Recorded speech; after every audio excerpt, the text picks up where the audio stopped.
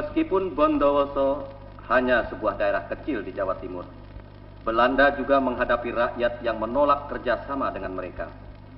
Dengan sewenang-wenang, Belanda menuduh rakyat yang menolak itu sebagai penjahat. Mereka ditangkap dan ditawan bersama para gerilyawan. Mereka diangkut menuju Surabaya dalam gerbong barang yang tertutup rapat selama 16 jam. 36 orang dari 100 orang tawanan gugur dalam perjalanan tersebut.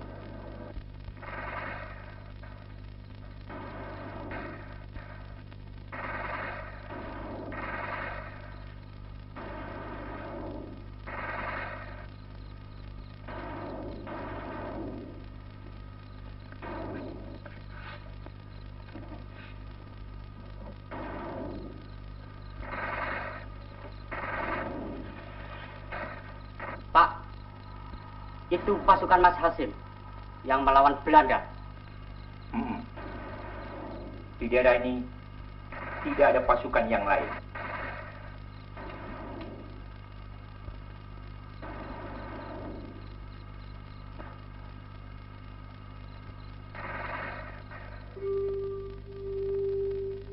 Kita ini memang menghadapi saat-saat yang genting. Tetapi gembira itu perlu.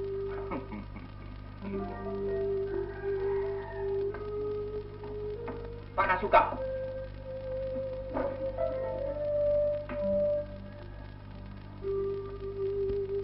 Ya, merdeka.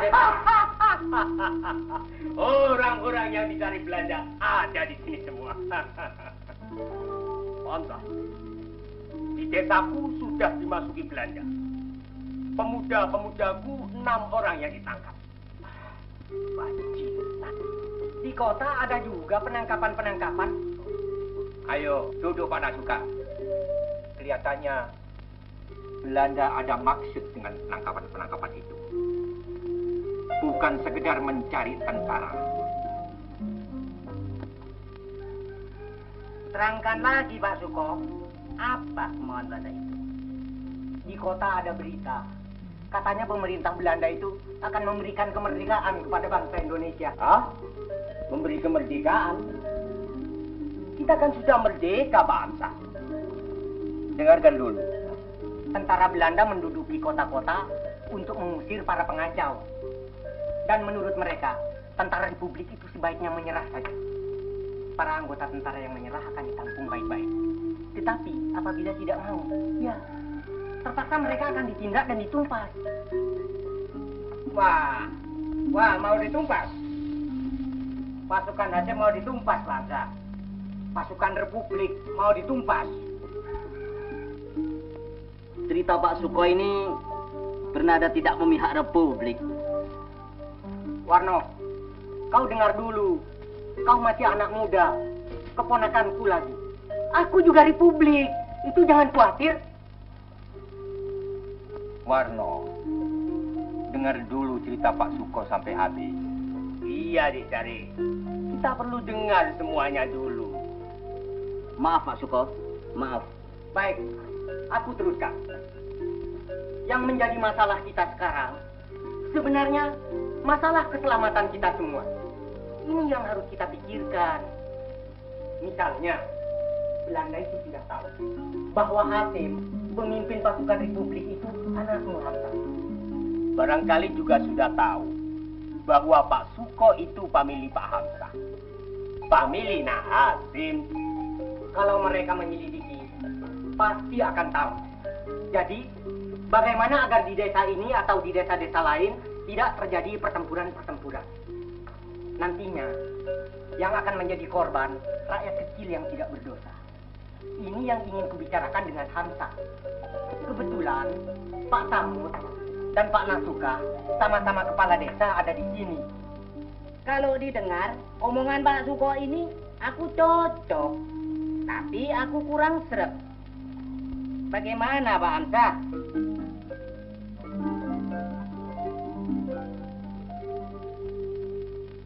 Memang betul. Kalau terjadi pertempuran di desa-desa, pasti rakyat yang menjadi korban. Betul sekali. Tapi, apa dengan demikian berarti kita harus menyerah kepada Belanda? Kan tidak begitu. Ya bangsa? Yang pokok dulu ialah kesetiaan kita pada Republik Indonesia. Meskipun kota-kota sudah diduduki Belanda, kita rakyat kecil ini apakah tetap setia pada Republik Indonesia apa tidak? Jika kita masih setia, maka untuk menghadapi pertempuran itu soal mencari cara bagaimana untuk menghindari korban rakyat. Lah, cocok. Itu yang cocok. Itu yang jelas. Tetap Republik Indonesia. Kan begitu, Pak Suko. Aku cuma memikirkan bahaya yang mengancam. Kalau kita mati konyol, perjuangan juga akan jadi konyol. Iya enggak? Karena mencari aman, kan tidak berarti Mas Hasim dengan seluruh pasukannya harus menyerah. Kita justru membantu pasukan Hasim, membantu tentara untuk terus melawan Belanda. Loh, Warno, aku tidak bilang agar pasukan Hasim itu harus menyerah. Itu keterlaluan. Kita masih tetap setia pada Republik Indonesia? Ya, begitu Pak Nasuka, Lurah Desa Wonosari. Loh, iya. Tetap merdeka. Nasuka dan seluruh rakyat Desa Wonosari tidak usah diragukan. Pak Samud, dari Desa Rembang. Tetap merdeka untuk selama-lamanya. Ini bukan rapat resmi, tapi ya sekedar ungkapan hati kita masing-masing kan? Bagaimana dengan Pak Suko? Jangan salah terima. Aku tetap Republikansia. Yang penting dulu, kita tetap setia pada Republikan. Oh, tetap, no. Tetap.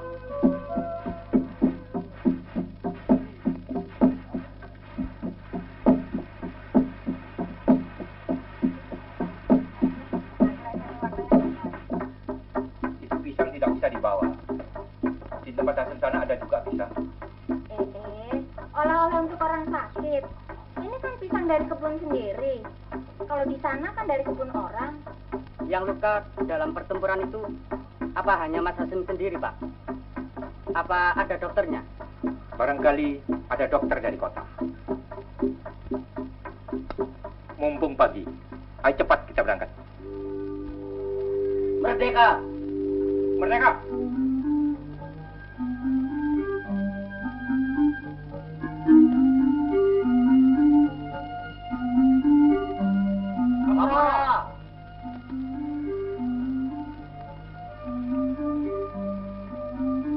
Bagaimana? Bisa aman? Aman, Pak. Belanda kelihatannya sangat aktif mendatangi desa-desa di sekitar kota. Jadi ada kemungkinan juga akan datang kemari. Apalagi sudah ada rahasia umum. Kusasim itu anak Pak Hamzah. Bisa-bisa Pak Hamzah itu ditangkap supaya Kusasim menyerah. Kemungkinan itu ada. Tapi kalau menyerah, Nuramin, Ya, Pak. kau jaga kelurahan sini, biar Muaji meronda keliling. Baik, Pak Jorek. Kamu keliling desa, Ji. Muaji, aku ikut. Ayo.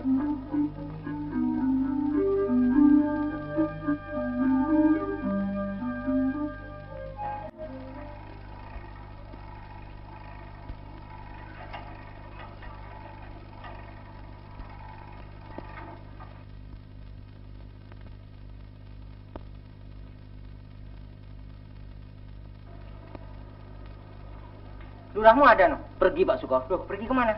Pergi ke mengunjungi Hasim. Hasim luka-luka dalam pertempuran 2 minggu yang lalu. Tetapi tidak berbahaya. Nah, itu. Dan Belanda sudah mengetahui bahwa pemimpin pasukan Republik itu adalah Hasim. Dan Hasim anaknya Hamzah, lurahmu. Kamu ingat, aku pernah bilang Jangan sampai kita mati konyol. Terus maunya paman bagaimana? Keamanan. Keamanan dan keselamatan kita semua. Itu perlu diperhatikan, no. Mohon maaf, Paman Suko. Sekali kita bertekad untuk berjuang, kita harus berani menghadapi ketidakamanan. Betul, betul. Kau tidak salah, no. Cocok. Tetapi, masih ada tetapinya, no. Kita kan bukan babi hutan yang menerjang ke depan tanpa melihat kiri kanan. Asal nyeruduk saja. Kita kan masih punya pikiran. Bisa mencari jalan yang lebih baik, yang luas. Iya kan? Betul, Paman. Tetapi ini juga ada tetapinya. Soal luwes atau tidak, itu kan sekedar cara. Yang pokok bagaimana? Jujur ya, no. Secara jujur, terus terang, aku jadi ragu-ragu akan jalannya kemerdekaan ini. Loh, sabar dulu, nak. Jalan yang kumaksud meragukan, ialah jalan yang akan menimbulkan banyak korban. Jalan yang ekstrim. Itu menurut Belanda. Yang menentang Belanda dicap sebagai ekstremis. Golongan ekstremis tidak mau menuruti Belanda. Jadi harus dibasmi. Apakah salah kalau aku sebagai orang tua ingin menyelamatkan keluargaku?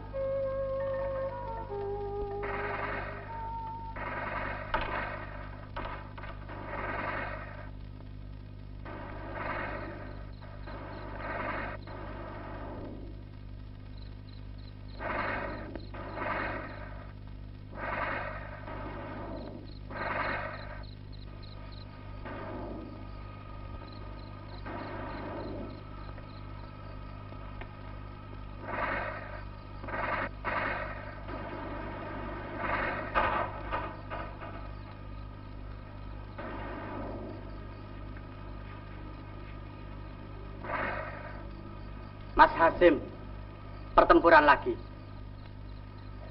Tentunya begitu.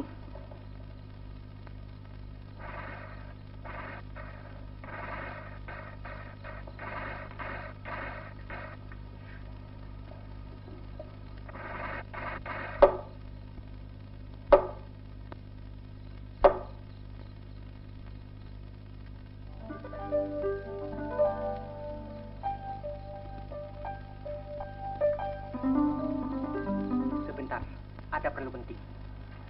Hamzah, ada desas-desus bahwa Belanda mencarimu. Kemungkinan pertama, Belanda mencarimu sebagai Bapak Hasim.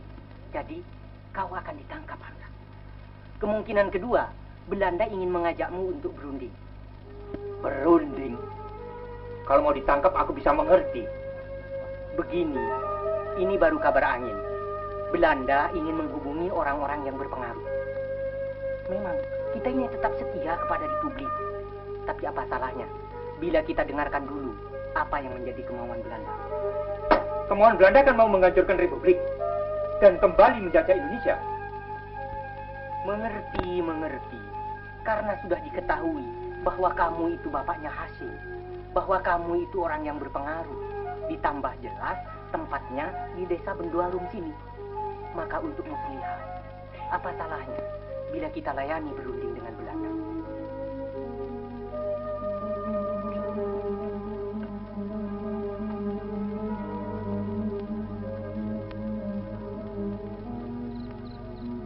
Husni, kamu jaga di luar sana.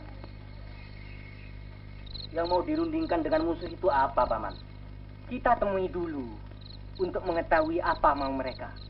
Apa mau mereka itu kurang jelas. Kalau di atas sana berunding, kita tidak harus berarti pula berunding, Paman. Di desa Pak Murtawi, di Sukosari, Belanda sudah main tangkap. Di sini mau berunding. Apa itu? Kalau kalian tidak mau, serahkan padaku. Aku yang akan berunding untuk mengalihkan pikiran mereka. Boleh? Bisa. Boleh. Tetapi tidak atas nama siapa-siapa. Suka boleh berunding hanya untuk mencari keterangan apa maunya Belanda di daerah Bondowoso.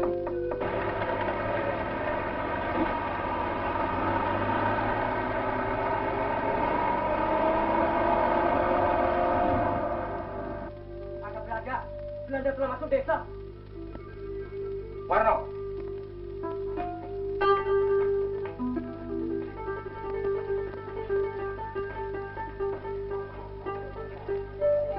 Bapak.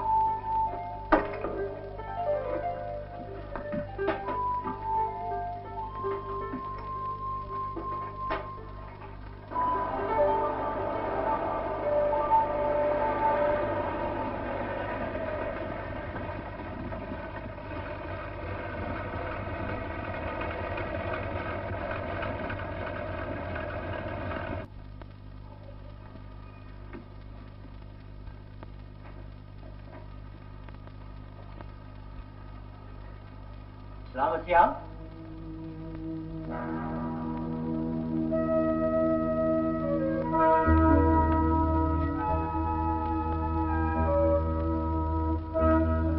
Ini Tuan Suko, Mandor Suko. Ya, ini kan Tuan Sinder Van Loon. Ya, betul.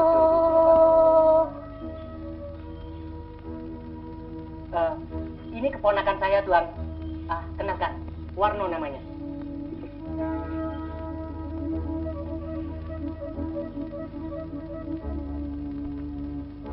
Ini rumah Lurah Hamzah, bukan? Tuan Suko, apa ada hubungan dengan Lurah Hamzah? Saya pamannya Lurah Hamzah. Tapi sekarang ia sedang pergi. Pergi kemana, no? Tadi katanya mengurus kedelai. Barangkali saya bisa menerima apa yang Tuhan ingin sampaikan. Mari, silakan duduk, Tuan.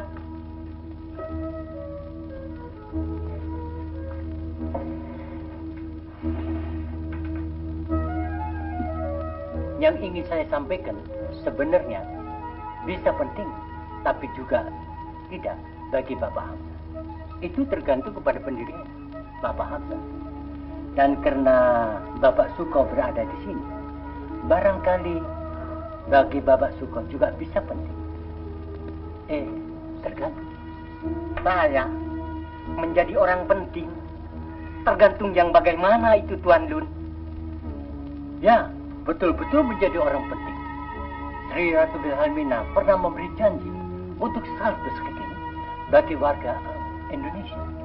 Dan di dalam usaha melaksanakan ini, Bapak Suko dan Bapak Hamzah bisa menjadi orang penting. Janji apa itu tadi? Self-seeking. Terangkan, Tuan. Apa itu? Self-seeking. Hak untuk menentukan nasib diri sendiri bagi warga Indonesia.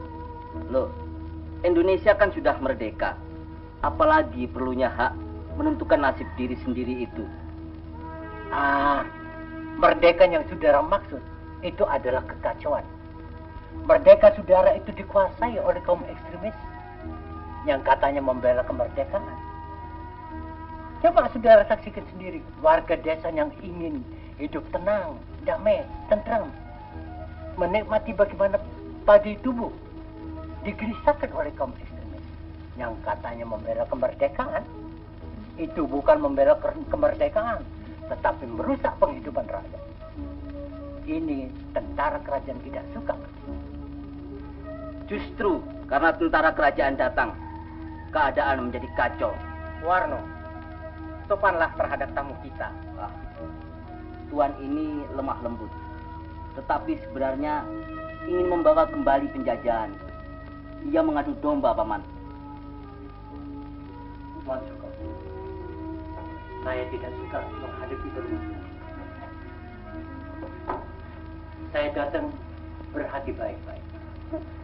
Tetapi jika saya harus menghadapi bermusuh, itu nanti bisa menjadi urusan tentara kerajaan. Saya tidak suka golongan ekstremis.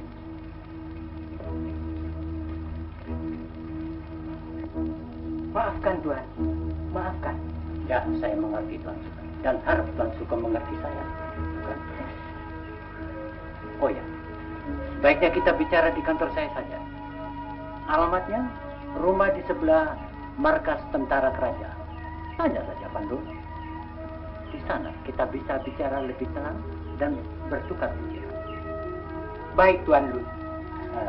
Saya tidak suka kalau tentara kerajaan menyampuri urusan kita. Baiknya kita saja yang menyelesaikan urusan kita. Selamat siang, Tuan Suko. Selamat siang. Selamat siang, saudara.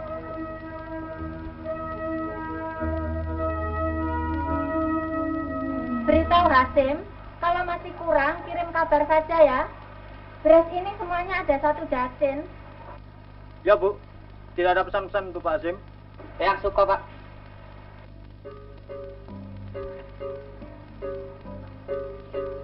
Persilakan duduk di serambi muka.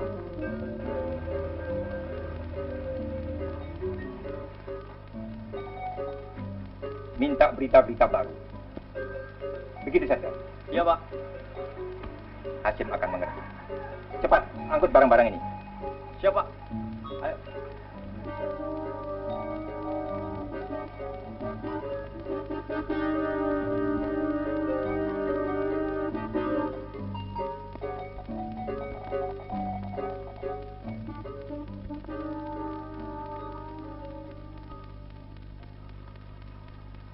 Jadi, Paman pergi ke kantor Van Loon, bertemu dengan Van Loon di kantornya. Paman bisa dianggap sebagai antek Belanda. Warno, aku tidak bicara denganmu. Aku mau bicara dengan Anta. Memang, aku telah datang ke kantornya Van Loon. Mau kau salahkan? Silakan. Anta, ini cerita. Kau dicari-cari Belanda. Aku diminta menyampaikan kepadamu agar kamu mau diajak bekerja sama untuk mendirikan negara Jawa Timur. Van Loon tahu bahwa kau orang yang sangat berpengaruh. Kalau kau tetap melawan Belanda, Van Loon tak bisa mencegah tentara kerajaan untuk bertindak. Tapi kalau kau mau diajak bekerja sama, Van Loon masih punya alasan untuk melunakkan hati komandan pasukan Belanda itu. Ingat Hasim, Menerima ajakan itu namanya menyerah, Paman Suko. aku tidak bicara denganmu. Anta, bagaimana? Pak Suko masih percaya pada Belanda. Belanda akan datang kemari menangkapmu dan perjuangan kita jadi Darah Republik masih luas dan kita masih bisa menyingkir kemana-mana. Waduh, Pak Hamzah. Belanda tambah ngawur, Pak. Pak Suko. Belanda mengadakan penangkapan terus. Dan ini tadi kata orang, Belanda juga mau datang kemari, Pak. Pak Amsah, 2 kali Paman Suko datang kemari dan 2 kali Belanda menyusul. Pak, ada Belanda. Tidak lewat jalan besar, tapi lewat tengah sawah datang kemari. Itu dia. Mau menangkap Pak Hamzah. Mari kita menyingkir. Aku tetap di sini, biar ku hadapi Belanda-Belanda itu. Terserah. Mari panaskan.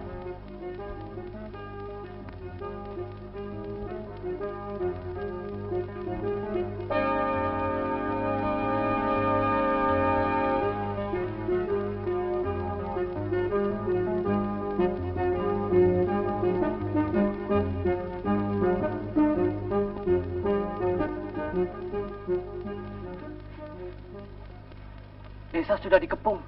Pak Hamzah, lolos. Itu.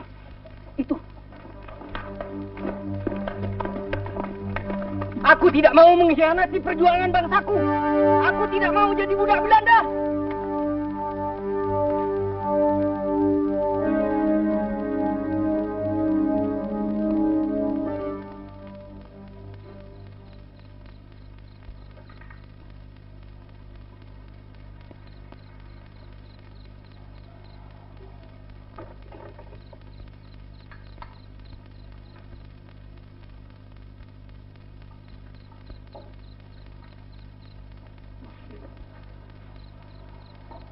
Ternyata mereka sudah berangkat, Pak. Tadi pagi jam 5:30. Pakai apa? Kereta api. Ada kira-kira 100 orang dimasukkan ke dalam gerbong barang. Gerbong barang. Gerbong barang itu kan tidak pakai jendela. Iya, Pak. Yang dari besi rapat itu loh, Pak. Pamanmu Suko, apa termasuk di dalamnya? Iya, Pak. Kasihan Paman. Ternyata Paman mati-matian membela Republik. Dan saya bersembunyi ketakutan. Kau tahu bagaimana bentuk gerbong barang itu? Kalau sudah dimasukkan di dalamnya, lalu ditutup rapat. Kan tidak bisa bernapas kalau ditutup. Kita berdoa saja. Semoga Pak Suko selamat dari cobaan ini. Mereka sudah dimasukkan ke dalam gerbong itu sejak jam 5:30 pagi. Tapi kereta baru berangkat 2 jam kemudian. Jam 11, kereta tiba di stasiun Kalisang. Sudah jatuh korban 6 orang. Mereka menggedor-gedor dinding gerbong sambil berteriak minta air dan hawa segar. Dijawab, tidak ada air, tidak ada hawa, yang ada hanya peluru. Setiba di Jember, korban bertambah menjadi 12 orang.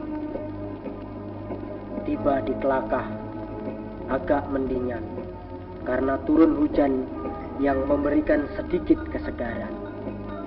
Mereka mengucap puji syukur kepada Tuhan yang Maha Esa. Tapi sayang, hujan itu tidak berlangsung lama. Di Probolinggo, korban sudah mencapai 30 orang. Gedoran-gedoran dan teriakan-teriakan tidak digubris sama sekali.